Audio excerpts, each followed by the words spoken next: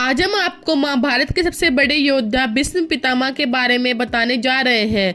भीष्म का नाम उनकी कठोर प्रतिज्ञा के कारण पड़ा था। उनकी इसी प्रतिज्ञा ने उनसे द्रौपदी का चीरहरण को देखने का पाप करवाया था और उनकी ये प्रतिज्ञा उनके मौत का कारण भी बनी थी।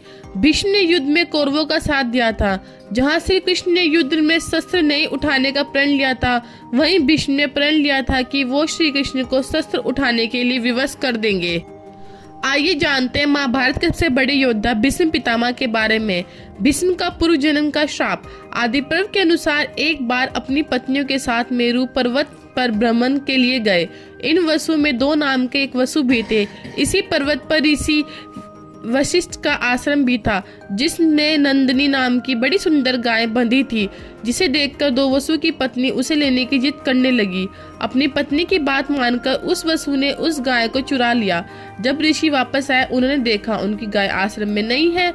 तब वशिष्ठ जी ने दिव्य दृष्टि से सारी घटना को देख लिया। तब वशिष्ठ जी ने वसुओं को मनुष्य के रूप में जन्म लेने का श्राप दिया। इस पर सभी वसु महर्षि वशिष्ठ जी से माफी मांगने लगे। तब वशिष्ठ जी ने बाकी वसुओं को माफ कर दिया, लेकिन उन्होंने कहा दो नाम के इस वसु को पृथ्वी पर मानव रूप में जन्म लेना होगा और लंबी आयु तक जीवित रहकर संसार के दुख भोगने पड़ेंगे। इस तरह वही दो नाम का वसु राजा शांतनु के घर भीष्म नाम से जन्म लेता है। वशिष्ठ जी के कारण ही उन्हें लंबी आयु पृथ्वी पर रहना पड़ा। भीष्म पितामह का जन्म। भीष्म ने राजा शांतनु के संतान के रूप में जन्म लिया। एक बार राजा शांतनु शिकार देखते हुए गंगा के तट पर पहुंच गए, जहां उन्होंने एक स्त्री को देखा और वो उस स्त्री पर मोहित हो गए और फिर उस स्त्री के सामने विवाह का प्रस्ताव रखा। तब उस स्त्री ने विवाह का प्रस्ताव मानने की एक शर्त रखी कि वो चाहे कुछ भी करे, शांतनु उससे उसका कारण नहीं पूछेंगे और ना ही रोकेंगे। राजा शांतनु का जीवन तब से सुख पूर्व बीतने लगा, लेकिन जैसे ही उस स्त्री की कोख से संतान जन्म लेती, वो उसे गंगा नदी में प्रभावित कर देती। इस तरह राजा शांतनु के घर 7 पुत्रों का जन्म लिया। उन सभी को उस स्त्री ने गंगा में प्रभावित कर दिया। इसके बाद शांतनु के घर एक और पुत्र ने जन्म लिया, लेकिन अब शांतनु अपने इस पुत्र को खोना नहीं चाहते थे। जब वो स्त्री 8वें पुत्र को भी गंगा में बहाने जा रही थी, तभी राजा ने उसे रोका और ऐसा करने की वजह पूछी। तब उस स्त्री ने बताया कि मैं देवनंदी गंगा हूँ। जिन पुत्रों के मैंने नदी में बहाया वो वसु थे और मैंने उन्हें श्राप से मुक्ति दी है, पर तुमने अपना वचन तोड़ दिया है, तो अब मैं तुम्हें छोड़ के जा रही हूँ। राजा के 8वें पुत्र ही भीष्म के नाम से जाने गए। एक दिन शांतनु गंगा के तट पर विचरण कर रहे थे। तभी उन्होंने देखा कि गंगा की धारा रुक गई। जब उन्होंने आगे जाके देखा तो पाया कि एक छोटे से बालक ने अपने बाणों से गंगा की धारा को रोक दिया है। राजा ने उस बालक से पूछा कि वो कौन है।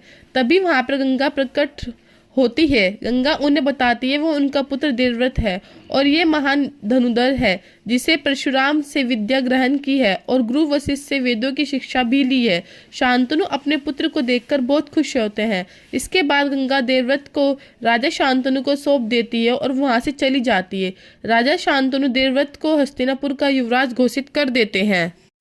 भीष्म की प्रतिज्ञा। एक दिन राजा शांतनु नदी के तट पर घूम रहे थे। तभी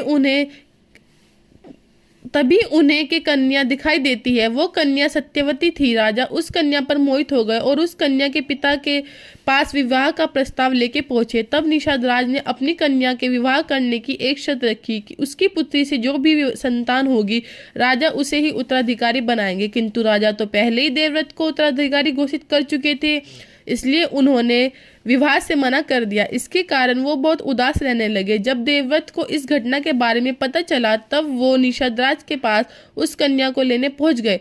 तब निषादराज ने फिर से वही शर्त रखी। तब देवव्रत ने ये प्रतिज्ञा ली थी कि वो निषद पुत्री की गर्भ से पैदा होने वाले पुत्र को ही उत्तराधिकारी बनाएंगे। किंतु निषद राजा इससे भी संतुष्ट नहीं हुए। निषादराज ने संदेह प्रकट किया, अगर देवव्रत की संतान ने उसकी पुत्री की गर्भ से जन्म संतान का वध करके राज्य पर अधिकार कर लिया तो क्या होगा। ऐसे में देवव्रत ने धरती, आकाश और चारों दिशाओं को साक्षी मानकर भीष्म प्रतिज्ञा की थी